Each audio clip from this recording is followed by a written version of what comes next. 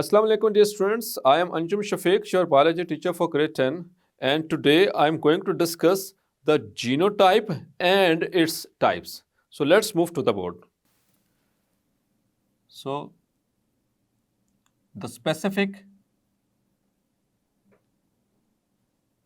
combination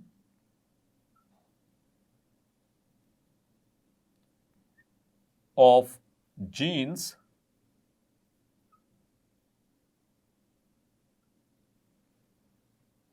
in an individual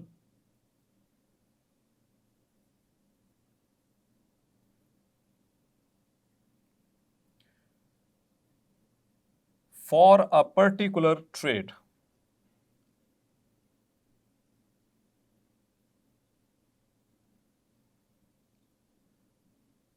is called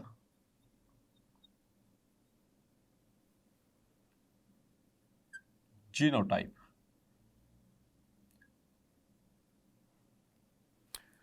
तो आइए इस डेफिनेशन को पहले समझते हैं। द स्पेसिफिक कॉम्बिनेशन एक कॉम्बिनेशन है जो कि मखसूस है किसका? जीन्स का। किसके अंदर? एक इंडिविजुअल के अंदर। किसके लिए? उसके पर्टिकुलर ट्रेट के लिए, एक मखसूस कैरेक्टर के लिए, लेट सपोज आई कलर या स्किन कलर, उसके लिए। तो किसी भी इंडिविजुअल के अंदर जो मखसूस कॉम्बिनेशन होगा किसी जीन का एक ट्रेट के लिए, उसको हम कहते हैं जीनोटाइप। चलिए ज़रा इसको मैं आगे एग्जाम्पल से थोड़ा कोट करके समझाता हूँ। Let's have an example of albinism. Albinism का नाम सुना कभी आपने dear students?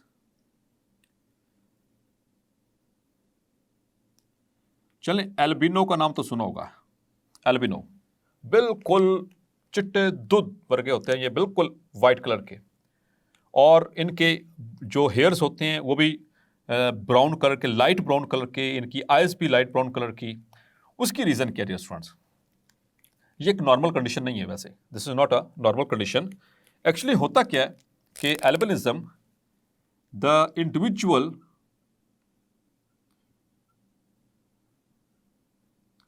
lacks the normal pigments। जो नॉर्मल पिगमेंट्स हमारी बॉडी के अंदर बनती हैं वो इसके अंदर एक भी नहीं होती। हमारी पिगमेंट्स जो होती हैं जो कि ब्राउन कलर की होती हैं, हमारी बॉडी के अंदर जो जितनी भी पिगमेंट्स होती हैं आमतौर पर जो हमारे स्किन कलर को, जो हमारे हेयर कलर को, जो हमारे आई कलर को कंट्रोल करती हैं, वो आम तौर पर ब्राउन कलर की होती हैं, और उन्हीं की मुख्तलिफ कॉम्बिनेशन से बनता है हमारी स्किन का कलर, हमारी आइज का कलर, हमारे हेयर्स का कलर। ऐसे इंडिविजुअल के अंदर there is not even a single pigment. अब ये पिगमेंट कौन सी है, थोड़ा सा इसको एक्सप्लेन करता चलता हूँ। तो डियर स्टूडेंट्स, ये पिगमेंट्स होती हैं, they are called as melanin. The pigment is melanin, it is a brown pigment.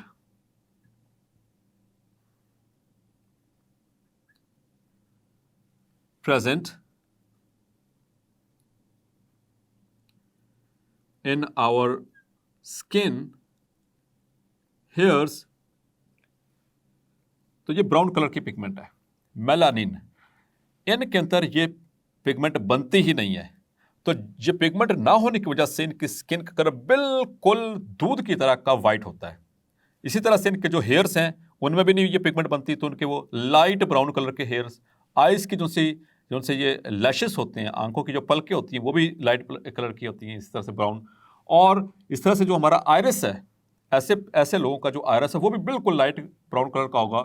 और इवन के इनको तेज़ जो रोशनी होती है जैसे सूरज की रोशनी या फ्लैश लाइट, उसमें ये सही तरह से देख भी नहीं पाते क्योंकि आयरिस की वजह से, क्योंकि आयरिस के अंदर भी कोई पिगमेंट नहीं है और वो लाइट को एब्जॉर्ब नहीं कर पा रहा होता।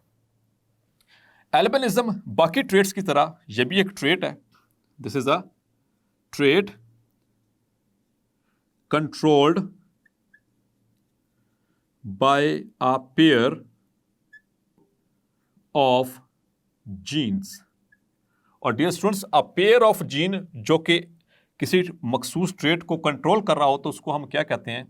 That is called as alleles. Yes, तो उसको एलील्स कहते हैं। इसको याद रखना है कि एक ट्रेट के लिए कम से कम दो जीन्स जो होते हैं वो आपस में क्या रिश्ता उनका, they are called as alleles. So let's suppose कि हमारे पास देयर इज अ क्रोमोसोम,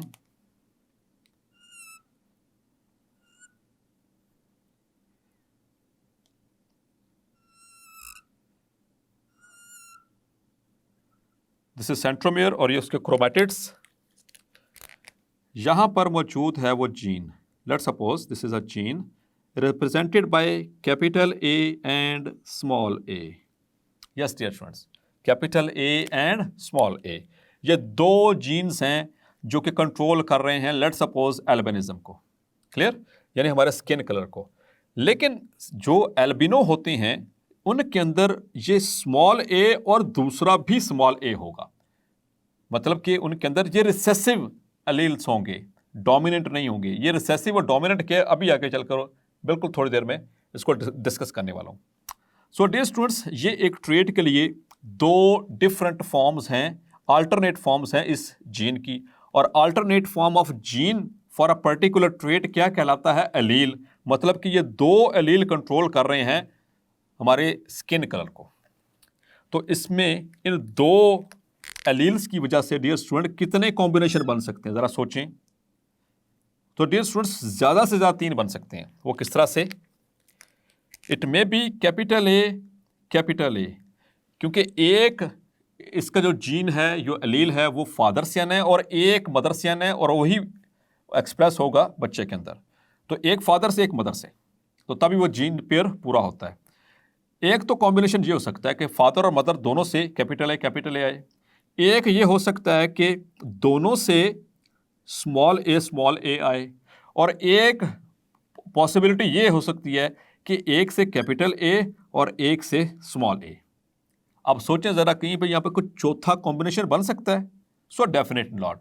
आप इंटेलिजेंट है माशाल्लाह, आप इस चीज को समझ सकते हैं कि दो एलील से ज्यादा कितने कॉम्बिनेशन बन सकते हैं? 3। मतलब this is called as genotype. This is called as genotype कि स्पेसिफिक कॉम्बिनेशन ऑफ जीन्स, कि दो जीन्स, दो एलील से ज्यादा 3 कॉम्बिनेशन बन सकते हैं। That is called as it's genotype for a particular trait. अब हमारे सामने यहां पर 2 तरह के कॉम्बिनेशन आ रहे हैं, 2 तरह की। वो 2 तरह के कॉम्बिनेशन क्या हैं? ये दोनों बिल्कुल एक जैसे हैं, ये कैपिटल ए और ये स्मॉल ए।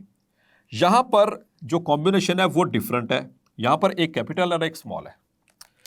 इस तरह की जब कंडीशन हुई तो ये जीनोटाइप है ना, तो जीनोटाइप की आगे ये दूसरी टाइप्स जो आइडेंटिकल एलील्स होंगे, इसे हम कहते हैं होमोजाइगस जीनोटाइप।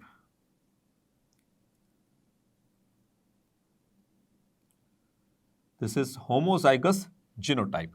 और जिसमें 2 डिफरेंट एलील्स हैं, इसे हम कहते हैं हेट्रोजाइगस जीनोटाइप। होमो मीन्स सेम। इसका मतलब यह हुआ कि जो होमोजाइगस जीनोटाइप है, it have identical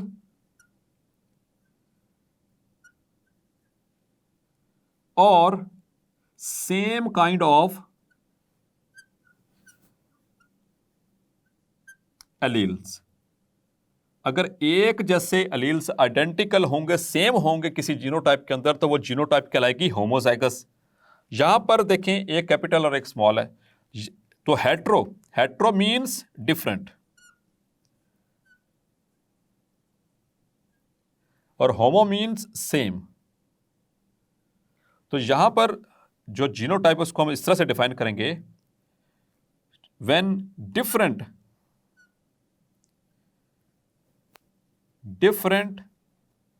alleles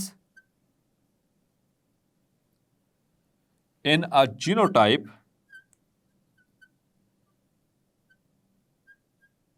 this is called as heterozygous genotype, जिसमें 2 एलील्स हैं और दोनों ही डिफरेंट हैं, तो इसे कहेंगे हेट्रोजाइगस। अब डियर स्टूडेंट्स, यहां पर जो हेट्रोजाइगस है उसमें 2 आगे और टर्म्स हैं।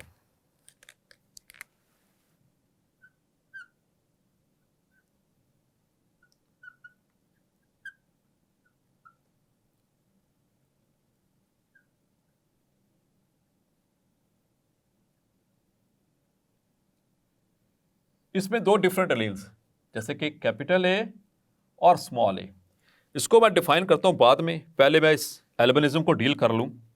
एल्बिनिज्म में डियर स्टूडेंट्स ये रिसेसिव एलील है, ये रिसेसिव ट्रेट है। तो इसमें फादर से भी और मदर से दोनों से रिसेसिव एलील आते हैं जो पिगमेंट के लिए रिस्पॉन्सिबल होते हैं। रिसेसिव का मतलब है कि ये एक्सप्रेस नहीं होंगे। वही बात अब मैं यहाँ पर समझाने लगा हूँ। एक को हमने डिनोट किया कैपिटल ए से और एक को हमने डिनोट किया स्मॉल ए से। तो हेट्रोजाइगस कंडीशन में दो तरह के एलील्स हैं, एक को कहते हैं dominant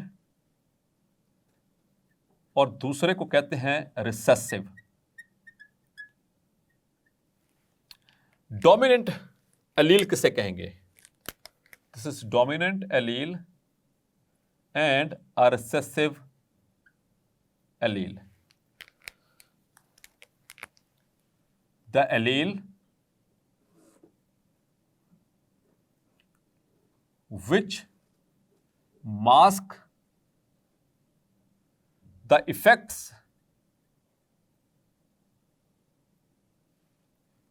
of recessive allele,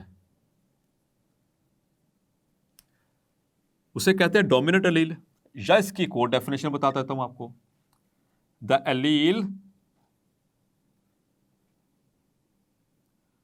which is present frequently in a population,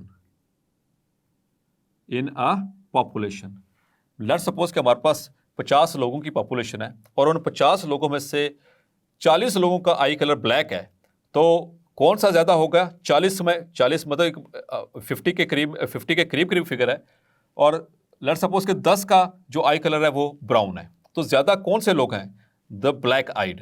तो एक पॉपुलेशन के अंदर जो एलील ज्यादा होगा यानी कि फ्रीक्वेंट होगा वो कहलाएगा डोमिनेंट। और इसी तरह से हम इसको डिफाइन करेंगे रिसेसिव को। The allele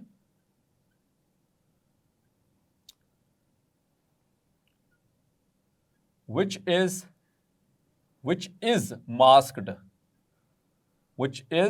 masked by the dominant allele,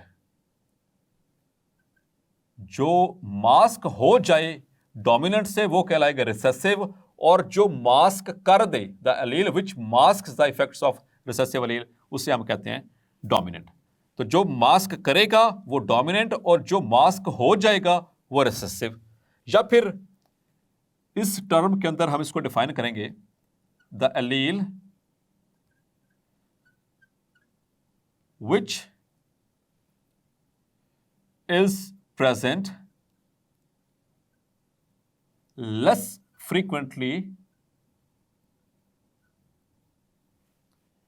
in a population, एक पॉपुलेशन में जो एलील कम तादाद में पाया जाएगा। जैसे कि मैंने बात की 50 लोगों में से 40 लोगों की आई का कलर ब्लैक है और 10 लोगों की आई का कलर ब्राउन है, तो कम कौन सा कलर है? ब्राउन। तो जो कम पाया जा रहा है एक पॉपुलेशन के अंदर वो कहलाएगा recessive allele.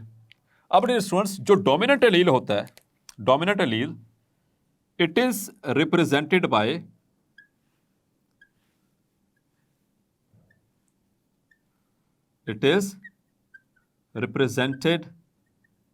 Bye capital letter.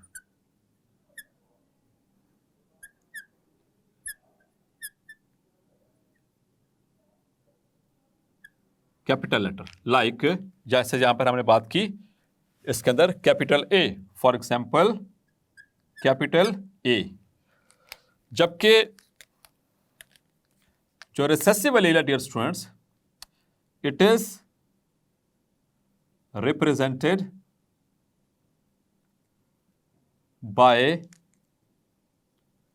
Lower case letters, lower case letters या जिसको हम कहते हैं स्मॉल लेटर्स।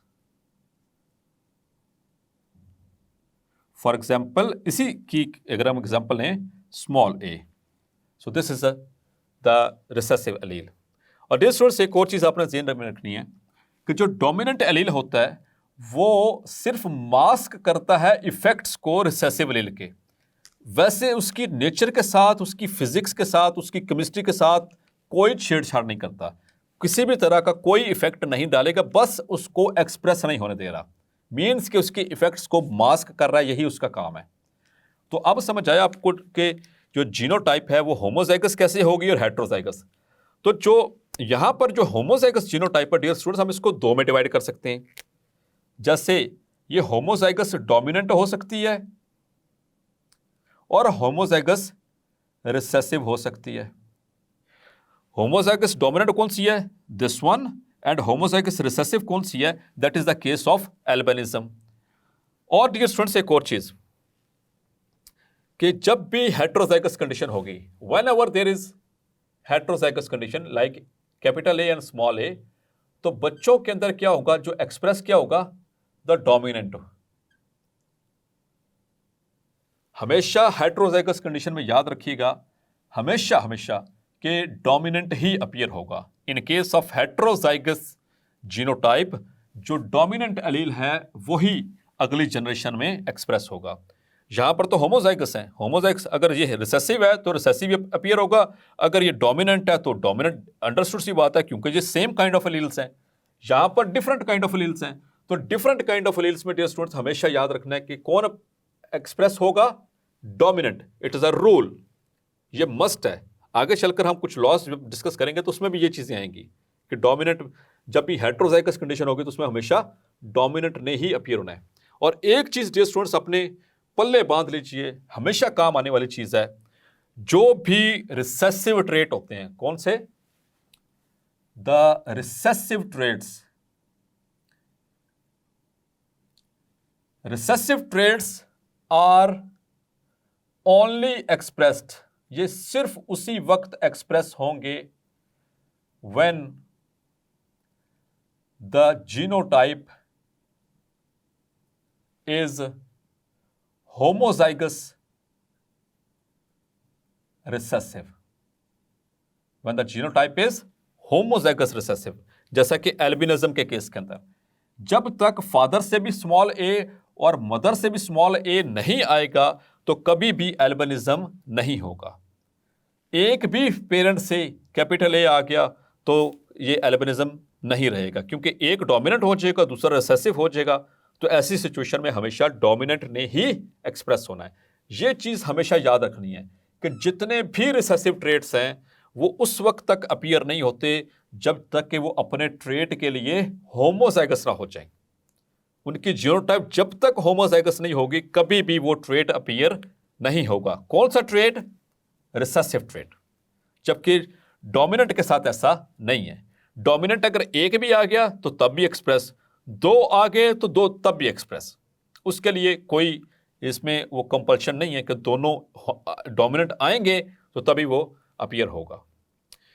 और एक और चीज dear students, that is called as phenotype.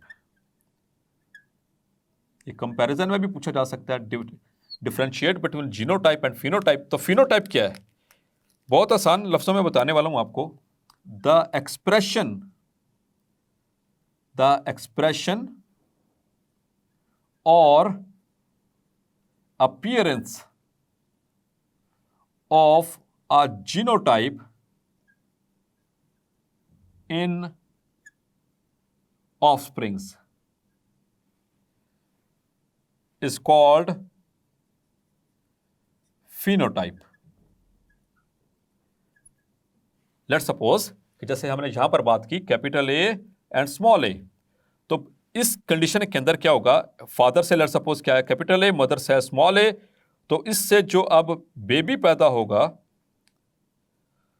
उसके अंदर क्या होगा, उसके अंदर हमेशा डोमिनेंट क्या था? ब्लैक। तो उसकी आईज का कलर क्या होगा? ब्लैक। तो बच्चे की आईज का कलर ब्लैक हो जाना यानी कि एक्सप्रेस हो गई ना, ये जीनोटाइप एक्सप्रेस हो गई। आंखों का कलर ब्लैक हो जाना ये फिनोटाइप है। कद लंबा हो जाना ये फिनोटाइप है। स्किन का कलर ये फिनोटाइप है। तो ये डिपेंड किस पे करेगी? जीनोटाइप पे, जो कि एक आ रहा है फादर से और एक आ रहा है मदर से एलील। सो डियर स्टूडेंट्स, आपने देखा कि जो जीनोटाइप है जब वो एक्सप्रेस होगी तो वो क्या कहलाएगी? फिनोटाइप। और जीनोटाइप्स की कितने टाइप्स हैं? 2, होमोजाइगस एंड हेट्रोजाइगस। और जब हेट्रोजाइगस कंडीशन होगी तो तब कौन सा एलील अपीयर होगा dear students? Yes, that is dominant allele. So hopefully आज का लेक्चर आपको क्लैरिफाई हो गया होगा। मिलते हैं नेक्स्ट लेक्चर में। अंटिल देन अपना ख्याल रखिएगा। अल्लाह हाफिज।